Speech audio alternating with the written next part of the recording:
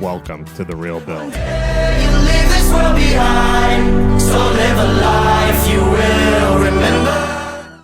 Welcome to The Real Build. I'm your host, Bill Reiman, your broker builder. And today I got another amazing guest on the show today. He is the founder and CEO of Hartel Homes and Cabinet IQ. He's got a Ph.D. in engineering from the University of Florida. He transitioned from the semiconductor industry to real estate, where he discovered his passion for remodeling and flipping houses. His commitment to quality craftsmanship and innovative design has earned Hartel Homes a stellar reputation in the Austin area. In 2018, he launched Cabinet IQ, a high-tech cabinet and countertop company that combines functional beauty with quality and workmanship. Under his leadership, Cabinet IQ has expanded nationally, offering franchise opportunities and setting new standards in the industry, which we're going to talk about.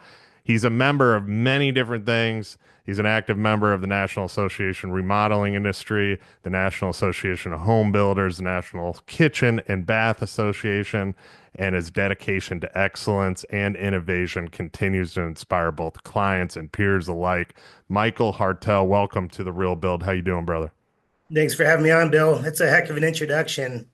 Yeah, no, man. I'm like we were talking about, I'm excited to have you on. Obviously, you're transitioning more into the cabinet and countertop space, and that's a huge part of my like what I do, obviously what you did with the custom home side of things too. Before we get into that though, let's talk about you a little bit. So who is Michael Hartel?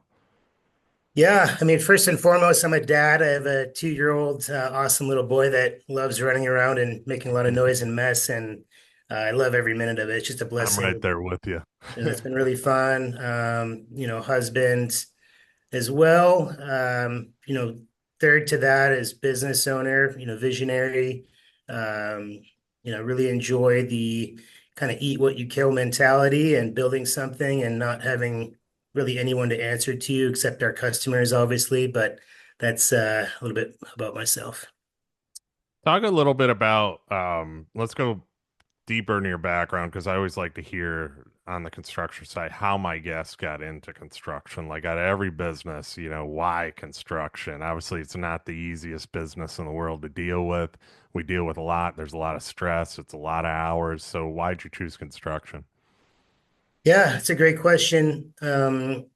I'll start by saying that after I graduated with my PhD in engineering, grad school for me was a great time to grow, academically and essentially learn how to learn, right? Basically seeing where the scientific community currently is at and then doing research and publishing papers, presenting research and moving, our scientific community forward.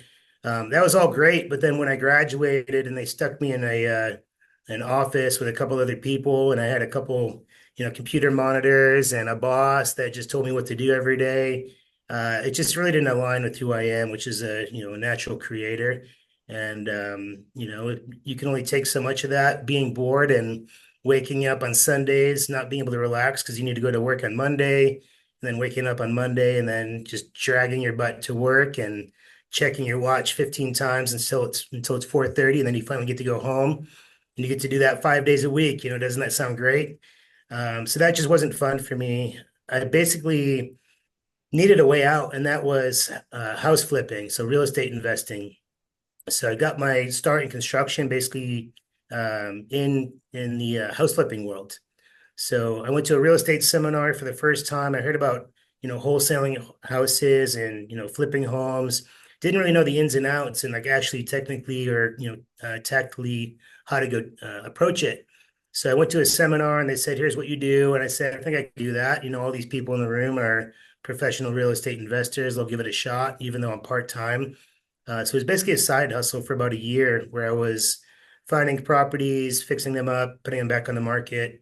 I got my real estate license along the way to save the commissions and just list my own homes and buy my own homes. And, if you have enough of that sort of construction going on, you start to learn the ins and outs of basic construction. And, people started seeing the products that I was putting out, the homes, the designs, the quality that I was flipping, and they started asking me to do their own homes. So it started with kitchens and bathrooms, then, entire homes, then entire, room additions, and then new construction. So I got into, full on general contracting within about 18 months of starting to flip homes.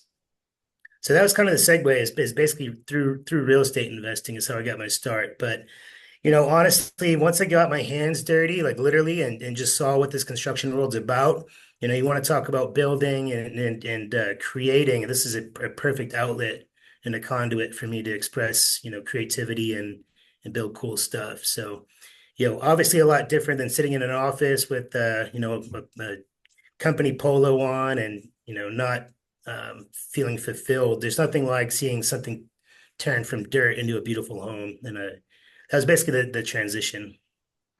I always say that, man. There isn't anything like it. I mean, it's a lot of work. It's a lot to build these big, beautiful, luxury homes, and there's a lot of detail in them. But once you're done and you see the customer and have that relationship, I mean, it's hard to explain the feel. I mean, we just had a customer take us out, our whole entire team out, just to celebrate us and what we did for them too. And to do that too, it shows you that you're doing the right thing. You know what I mean? And one thing that stuck out to me too is with you there. So when you there's a lot of reno guys, a lot of flippers, stuff like that, but most of them, even on the investment side of home building too, they cheapen things up. You stood out because you did it all quality finishes, materials, everything. What drove you to do that? Because it's almost you giving more quality over price. What drove you to do that? Yeah, I mean, I went the cheap route first, right? I know Okay. construction can seem like a commodity where everyone knows how to do it the right way and will show up on time. Couldn't be farther from the truth. So I started in just picking the lowest subcontractor bid, the lowest painter, floor guy, and you get bit in the butt one or two times. Yeah. You don't have the good quality. You end up reworking stuff. Obviously, doing something twice is more expensive than doing it right the first time. So pretty quickly, I learned that let's just do it right the first time. These guys aren't ripping me off. They just have better people, which costs more money, and they probably have a little bit more overhead because they have, nicer tools, scheduling software, maybe an office assistant that keeps all the jobs running smoothly. Hmm. And at the end of the day, if our end consumers can't afford quality work, then it's just not a customer that I want to work with. So within, I don't know, my first couple of jobs, it just ended up, like I said, reworking stuff. What does it cost the company if someone doesn't show up for a couple of weeks, right? You're waiting on them to do cabinets, for example, and they tell you that the scheduled date that they gave you is off by a couple of weeks, and now you're sitting on, a property for a couple more weeks. It's just not fun. So it's definitely less stress, doing it right the first time. And at the end of the day, we're kind of professional babysitters or, cat herders. We just have a mission and it requires all these people and all these things and all these processes. And when you work with people that just align with your core values and do it right the first time, life is just way easier. So that's the route that I took. I love that, man, because I actually had a recent conversation with somebody, and we were talking about not every customer is meant to work with you, hands down. And it's figuring that out because the ones that aren't meant to work with you usually end up driving your company the wrong route. It not only takes a toll on you, it takes a toll on the employees within your company, right? So we talked about value versus price too. You sell your value, you never drop your price. And if people don't want the value, usually they're going to go with the cheaper guy. They're going to give that cheaper guy the aggravation, and probably lawsuits will happen and so on because they end up fighting with each other and the house probably never will get done or it falls apart. Right. So, how many times have you seen that in the custom home building world? And that's what I see with you, though, is you give so much value to, especially with your building, and then on now on the cabinet side of things too. So you just mentioned obviously you guys aren't the cheapest priced in your area, right? And just talk a little bit about how you're doing that because there's listeners out there. I have contractors that listen to this, and I have clients that listen to this too, or potential clients, and they need to know what to look for in these specific areas too. So, you know, how are you selling that, to where you're giving that higher price or that value? You're giving more value. How are you selling that? Yeah, it's a great question. I'll talk about home buildings specifically. First of all, we don't give free quotes. We don't go to someone's home and do a full, pre-construction agreement for free. We have enough data and enough projects under our belt that we can say, hey, this project's going to land between, 750 to $1.1 million dollars. And until we really dig in and get a lot of things from you and a lot of information from you, we can't give you a number, right? So Mhm. I'll start by saying we don't just quote jobs and lead with numbers. We actually sit down with a client and we talk about their project, obviously, but a lot of the conversation is around what they can expect when they start working with us. The weekly updates, the walkthroughs, the technology stack that we use to keep the projects on track. Our company's history of finishing on time and within budget obviously matters to people.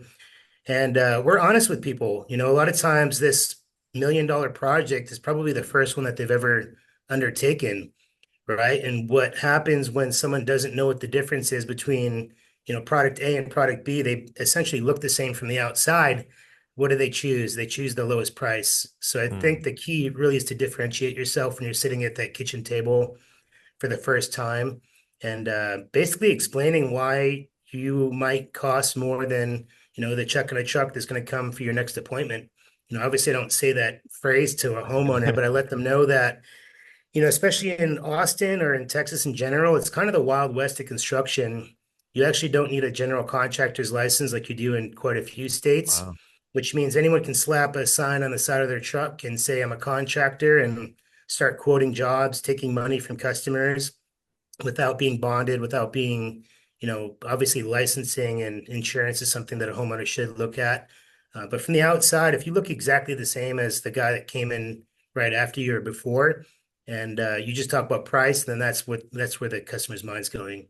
So really pulling the customer away from just bottom line price and talking about how you're different and the experience and what quality construction means.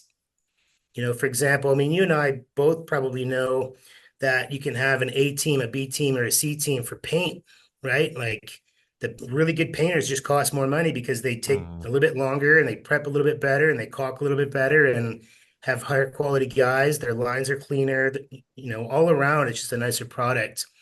And we talk to customers about it. Hey, we're not out looking for the cheapest subcontractors that are going to perform work. We're obviously stewards of your money and we're looking for value as opposed to just price. So, if customers keep bringing up, I want the cheapest price, we just gently let them know we're probably not a good fit for them. I And do it is like what you. painful. I probably had 4 or 5 customers Yeah. that weren't actually customers. These are people that I met, gave them a budget range. They said, this other guy's going to do it for $150,000 less. And I said, no problem. I hope you have a good experience. And I'm always here if you need something. And then to get a call, sometimes 18 months later, hey, we're in a cost plus contract.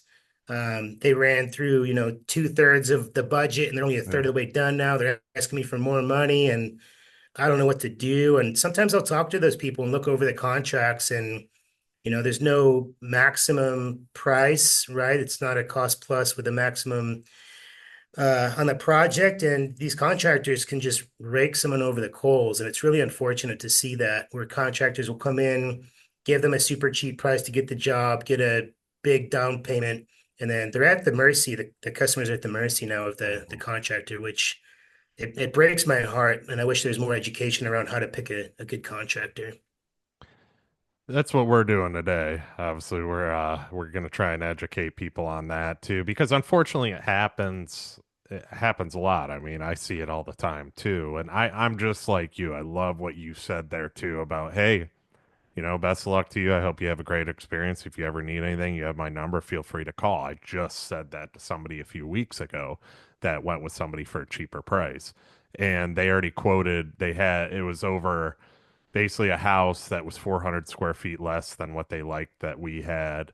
And the guy already quoted out the project in 3 days, which I said was almost impossible. But especially with prices being the way they are. But I said, hey, more power to you. Good luck. And more than likely, it's going to end up in the same scenario you said that they Hmm. underquote. It's going to end up they're paying more money and they might call me and she might ask me to review something and I'll probably do it, and I'd never retake over a job. We've never done, we've been asked to, like, hey, you were right. We're at slab right now. We're fighting with this guy.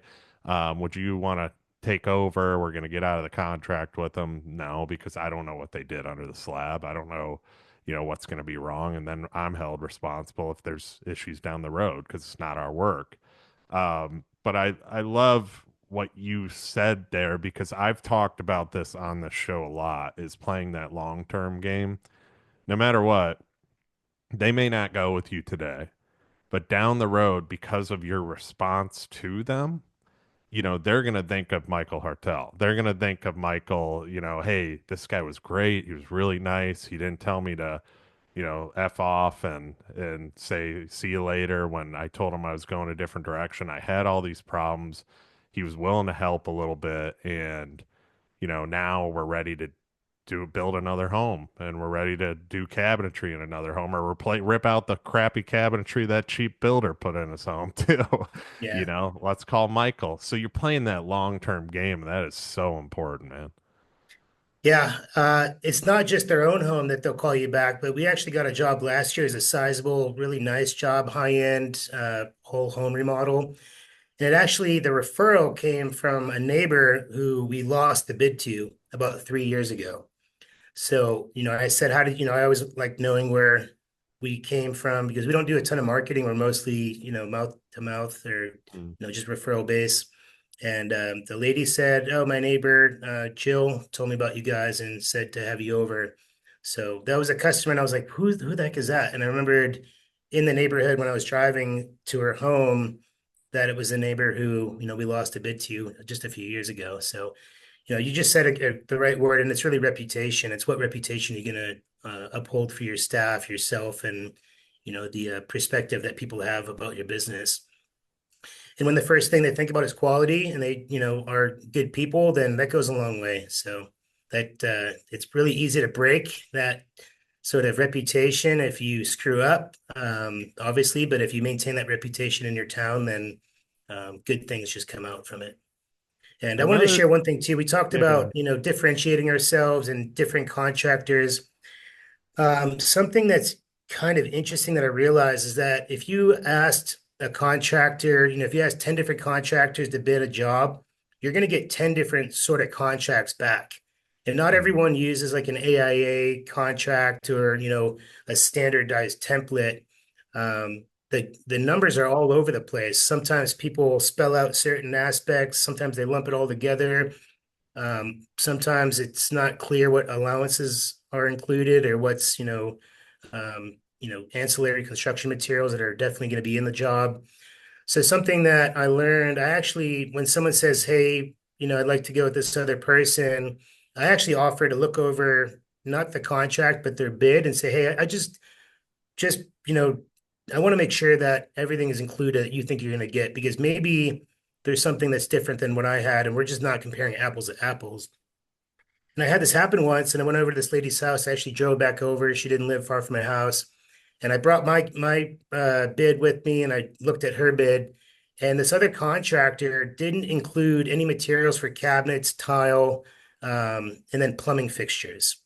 Right? It just said installation of plumbing fixtures, and then I asked her, "Hey, does this include the actual materials, right? The cabinets, the tile, the plumbing fixtures?" And she said, "Oh, I didn't even ask him." And I said, "I'm not going to say anything, but give him a call. This is super important." So she called him up, and the guy told her on the phone that, no, you need to buy your own stuff. So, obviously, what value those have in a whole home. It's a huge number, material allowances. And I said, well, let's look at mine. Our installation numbers are pretty much the same, and I've included materials. That's why my number kind of artificially looks $230,000 more Yeah. than this other person's. So she's like, "Oh my gosh, I can't even believe that I just, realized that now. And thank you so much. And let me think about this. I'll talk to my husband when he gets home from work." And then they ended up choosing us. So you never know. And I think the moral of the story is not all contractors write up agreements, apples to apples. It'd be nice if there's some standard way of doing it. I know there's some forms out there that you can use, but not everyone does that. So I think as a consumer, really sitting down and making sure that everything is the same when you're comparing different builders' contracts. I that is a huge point right there, and I think a lot of people struggle with that because obviously we're so used to it. We're used to writing what we write. We know what we're giving, and we try. We're the same way as you. We give everything, and I don't cheapen anything too. And I tell people that like the estimates and everything that I'm giving you on appliances and all that are for high end stuff. You don't have to spend it. If you don't, it's less. That's just how it works. I'd rather give you the higher price to start rather than giving you, $10,000 for appliances. That's going to buy you a fridge and a range. It's like, Mhm. but there's builders that do that and they don't realize it. There's also builders that charge less percentage, which is fine. They charge less percentage overall on a cost plus. And then they include a separate fee for superintendents. They include a separate fee for their selections coordinators. So all their staff is a separate fee. Well, when you add all that up, the percentage goes up, but people don't realize that because they're looking at a number and they're saying, oh, this guy's cost plus 15, this guy's cost plus 20. I got to go with the 15, because they don't know. And it's our job, like you said, to kind of explain that. I think a lot of builders in general or contractors in general are afraid to do what you're doing, are afraid something in their minds telling them you can't ask for the other bid to go over it. It's like they're gonna say no. Why would they give me my competition's bid? But that's very Mhm. smart on your part because once again, whether it's Joe in a truck or your competition, you can compare and see what others are doing and how you can do it better. And then you could also give that explanation to the client, right? Yeah. Yeah, I think it comes down to just genuinely caring about the clients we work for. Because I was nervous about this lady. There's no way that that other guy was going to do it for less. I know Austin construction numbers just as well as anyone else. Yeah. And I just felt really uncomfortable with her telling me how much less she got a bid for it, especially once all this stuff. She basically had an interior designer and everything was specced out. So I felt really good about all the numbers and it just didn't make sense to me. So I'm glad I did that. She obviously maybe would have gotten screwed, going to this other company, and it probably would have cost more than what I was proposing anyways. So I think it just comes down to just genuinely caring about people. Those companies end up doing well, and yeah. On the quality side of things and what you're delivering to, like we talked a little bit about cabinet quality and um just some of the stuff people do. Like how are you explaining to the client that you're giving better materials, you're doing a better install where it's seamless, where you don't have a line running in the back of an island cabinet because it didn't piece together properly. I've seen that. And it's just everything is very customized, fits right, and it's perfect. How are how are you selling that value to the client rather than the cheap Lowe's Home Depot guy that's going to come in and throw that in there and it's cheap cabinetry? Yeah, it's a great question. Again, it comes down to differentiation, right? It, it Mhm. it it comes down to taking the client's mind off of price and really trying to understand what they're going for. What's difficult about cabinets is, and you know this, back 50 years ago, you just had, golden oak cabinets and they were all 30 inches tall and every kitchen was a U shape and they were all stained in the same color. And you could walk into a home with a clipboard and say, okay, your kitchen is going to cost this much, right? It's going to cost you this much. uh, Things have really changed these days. Now there's just such a chaos of choice with, now it's not just partial overlay like it was 50 years ago. Now you have full overlay, inset, and frameless, for example. There's different ways to construct cabinets. There's different qualities, different warranties, different wood species. There's just such a chaos of choice. If you take, for example, you take a regular cabinet that has one drawer on the top and then two doors, it's about 50% less than a cabinet with three drawers, right? A lot of people don't even know this going into the progress, into the process with you. So we really take a step back and we don't just say, here's your kitchen, here's how much it costs. We do way more work up front to understand, the cost of the home. We recommend, a value that most people are spending based on their home value.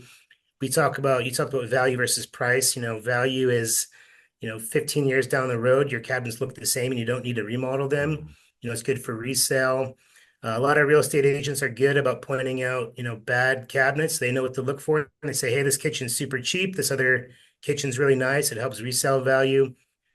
So we don't just give someone a price. We have budgeting tools that we use that are essentially going to give someone an estimate. So if you like this cabinet line based on the size of your kitchen, the cost is going to fall somewhere between, 50,000 to $75,000. And then we come right back and say, it's not because we don't know what we're doing, it's because we haven't gone through the process to understand exactly what you're looking for. But we actually have some really cool graphics that people enjoy looking at. It's essentially taking the exact same kitchen size with the same product, same door style, and based on how you design it, it could be here's a $50,000 design, here's a $65,000 design, and here's an $80,000 design. And we point out the differences, the internal storage, the drawer bases, the glass cabinets, the triple stack crown molding, decorative panels. There's so much that goes into kitchen design that anyone that says, here's your kitchen cabinets, here's the price, do you want to buy it? They're just doing the client in the end a disservice. So we really take a step back and give them a rough range. And if they want to work with us, we do a ton of work with, surveys and questions and really looking at their space and helping them design a new, beautiful, functional kitchen. And it's something we tell our clients, we're not one of those cabinet companies that just fills up the space with cabinets and says, here, do you want to buy it? Do you even use your kitchen? There's people that this is their second or third home and they only are there one or two times a year. And they're like, hey, I want something that looks nice, but I'm not really going to use it a lot. So we don't need all these drawer bases and internal storage. There's some people who have smaller kitchens and they have a ton of stuff. And we say, hey, check out all these internal, rollout trays and triple, stacked cabinets with, you know, you know, like utensil dividers and things like that. We show people. So obviously, without knowing what they're going for, you can't just give someone a price. So I think taking a step back and really understanding what the client's looking for and explaining, first of all, kitchen design is going to determine the price. It's not just the cabinet line. And then something that I noticed last year is we do such a good job of making sure that we show up on time, the installation's flawless, we clean up after ourselves, and we get a 5-star. We actually get a 5-star review from almost every single person we work with. I'm super proud of that. Even the people that don't leave us a review, at some point they have told our team that we're phenomenal, and that just feels really good. So I started digging into, why don't we use basically the social proof and also the process that we've built to make it a 5-star experience. Why don't we use that on the front end when we're talking to someone for the first time? Because cabinet companies are notorious for showing up late, bringing the wrong stuff, maybe bringing 20 feet of cabinets for a 19-foot wall and saying, oops, we messed up the measurement. And now they have to remake a cabinet. Now your project's pushed back a week or 2 weeks or a month. So we talk about how we show up and do a good job initially. It comes down to before we actually click order and after the job is sold, we revisit the job site and we go through a really thorough 57-point quality assurance review with the customer.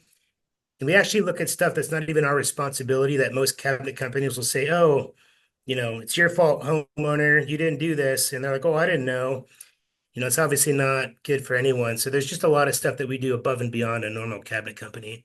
So that's really, we sell the process. We sell, having designers with decades of experience that care about not just price of the kitchen, but giving you something that, we tell people the best value for the budget or the investment that you can afford is kind of what we tell people. So again, I guess the moral of the story is getting away from price and talking about the service and the design and, a custom kitchen for people and not just, here's a kitchen, do you want to buy it type of attitude.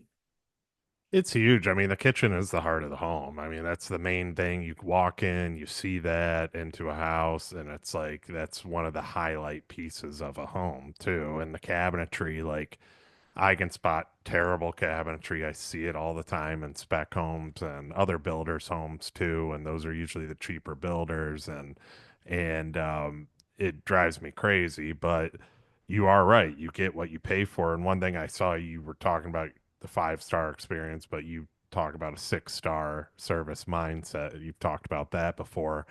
Um, I wanted to ask you, how do you get your employees on that same mindset to where they're going and they're doing it on time?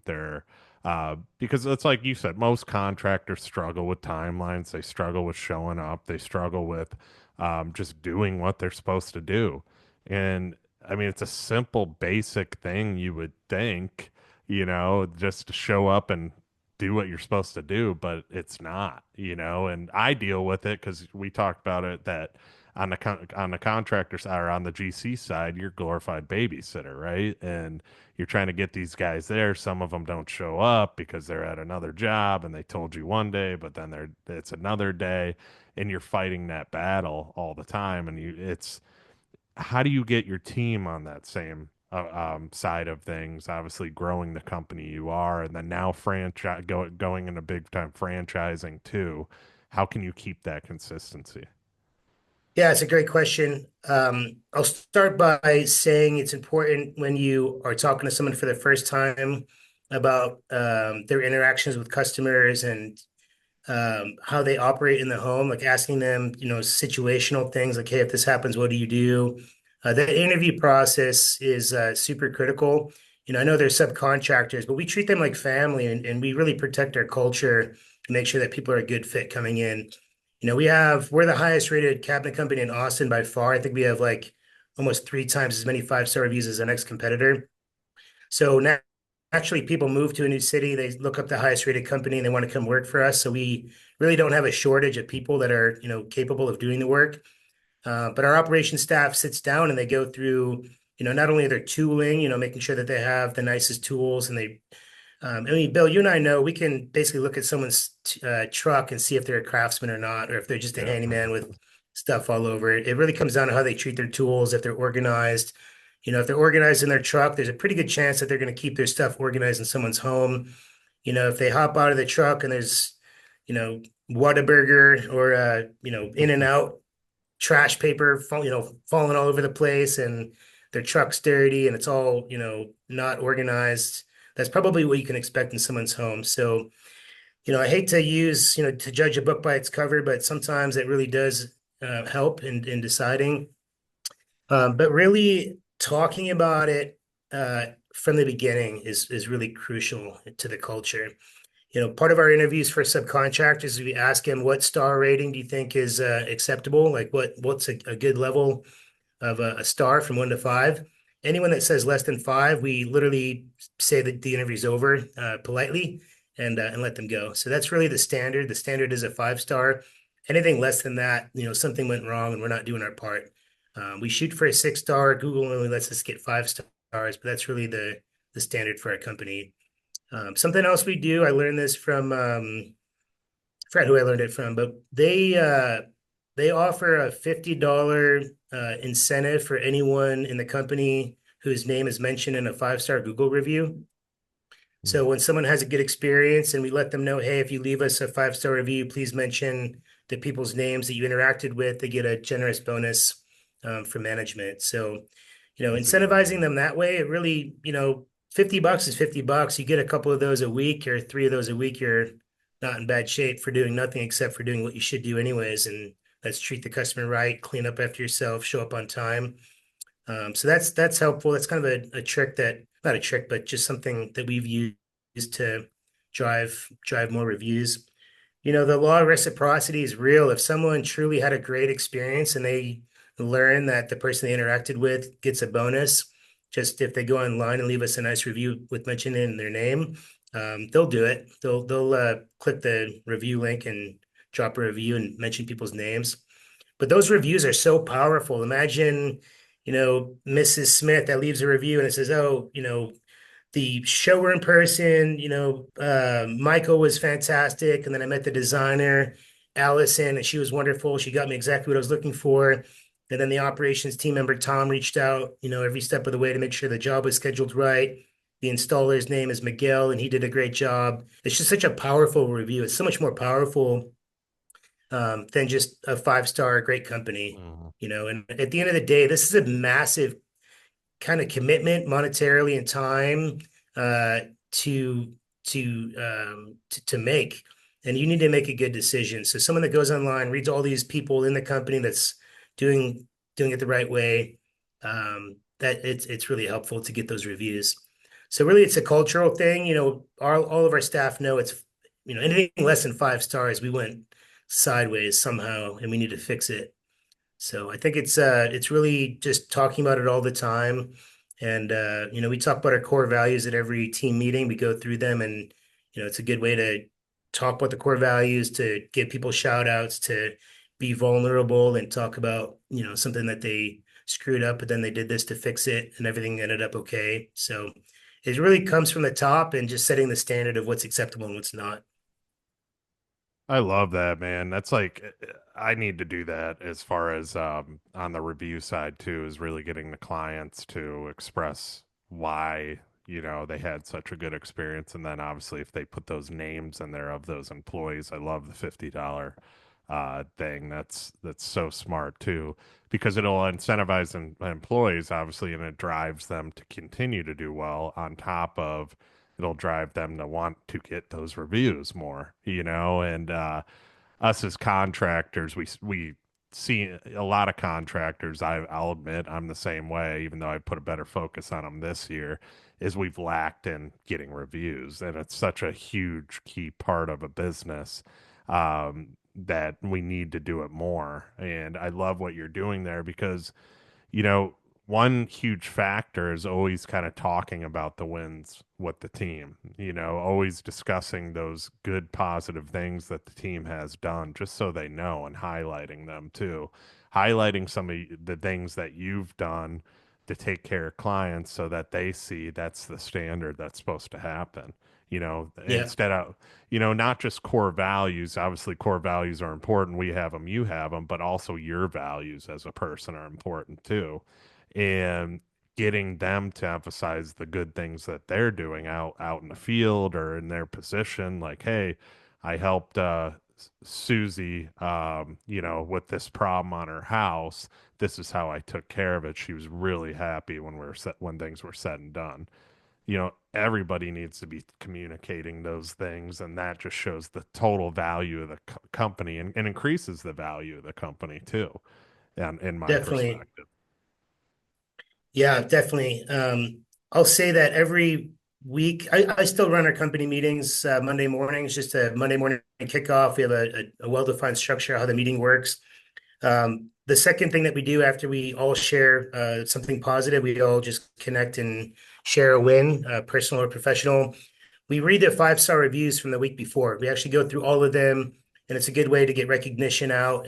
It's probably my favorite part of the meeting is that I get to read the 5 star reviews and mention everyone's name, and everyone gets to see who's getting the reviews. It's really awesome. And I think the most proud thing that I've witnessed recently is we had our company Christmas party, and we did kind of a cabinet IQ quiz, some history, just some technical stuff. It's kind of a mixture of questions so that everyone had a fair shot. The number one question was to name all 5 core values, and almost every single person in the company got all 5, and everyone got at least 4, which was like super, super cool. And it made me super proud. I was a little bit nervous to kind of call people out, not to call them out, but for them to feel embarrassed that they don't know them. But I was super proud that they nailed all of them, and it just made me really realize that talking about it, caring about it, and really being about it is essential to growing a company the right way. It's huge, man, because you can tell that they want to be a part of it. You can tell your culture's where it needs to be too. I mean, culture is always a growing asset of a company. I mean, it's never stopped growing the culture, but you can tell you have a true culture, a true group of people that are a part of it. I mean, it's not just you. The vision is it's you here, and then it works, it funnels its way up, right? And that's so huge, and it's so good to hear too, because we're exactly like you. We're on the same page as far as like it's getting everybody to realize what the culture is. Obviously, there's bumps in the road here and there, and trying to straighten these things out.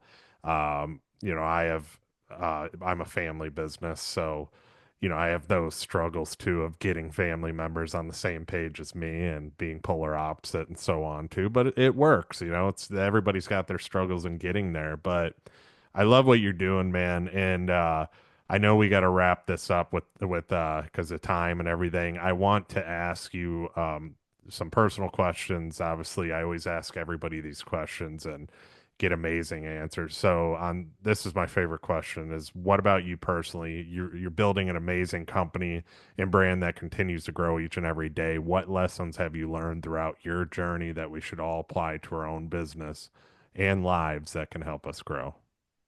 It's a great question. I would say the number one thing is to not be afraid to fail.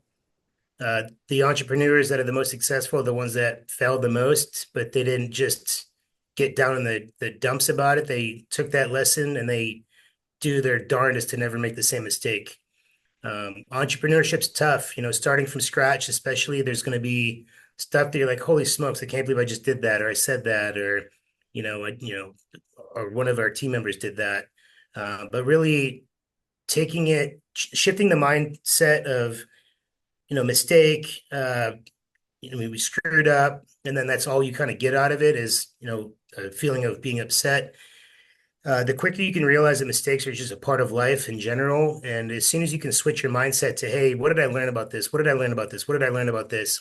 Is spending some time really thinking about it, not just, oh, I made a mistake, whatever, but really sitting with it for some time, as long as it takes, and figuring out a way to not do it again and what you learned from that and what it meant and who was affected and really just sit with it. It's a good way to understand that, failing is a part of life and it's going to happen. And quite frankly, the faster you fail, the quicker your business grows because you learn things more. So I would think that's the number one thing. A lot of entrepreneurs are afraid to take a next step or, grow or do something different, even become an entrepreneur in general. Failing is going to happen, and as long as you're okay with that, and you realize that it's not you as a human, it's just a part of life, and it's beautiful to have those lessons. So that's probably my biggest takeaway from what I've done so far. I love that, brother, because it's one thing that stuck out to me that you said right there is what did I learn from that? Right. And that shows a lot about you as a business owner right there, that line, because not a lot of business owners ask themselves that question. And you're willing to, what goes into that question too is if something's your fault, you're willing to take accountability. That's integrity. That shows that you have that. And that's why I have no doubt your cabinet company is gonna, the sky's the limit, man. And obviously we talked about the home building company too, if you continue to do that, but I know the focus right now is on cabinet IQ, and the sky's the limit for you. So I love that answer. Another question to wrap this up is, obviously, we've talked about your past. Let's talk about the future. So, where will we see Michael 10 years from now? Yeah, great question. Cabinet IQ at that point is for sure going to be a national brand. We're going to be the leader in high-end cabinets done right. We're growing at about 3 new franchise locations per month. The market's going to start getting saturated. We're only going into essentially the A markets where Cabinet IQ deserves to be. But in 10 years, when you think of high-end cabinets done the right way, you go to Cabinet IQ. If you want to roll the dice and get with the mom and pop that don't have the technology stacks, the training, the materials, you can roll the dice and go somewhere else. But we're going to be for sure a dominant force in cabinets across the country. You But need more so than that, what is cool about franchising is giving someone else an opportunity to essentially experience what I'm experiencing in entrepreneurship. So franchising is such a cool way to essentially have a business on training wheels where you follow a system, you follow a playbook that's been proven to be successful. And for me, kitchen remodeling is a way to be, creative without painting or drawing. So we're attracting some really smart people that have just hit some sort of ceiling, whether it's mental or, at the job that they currently have, they just hit some ceiling where they know they can't reach some next level. Some of them are vice presidents of sales.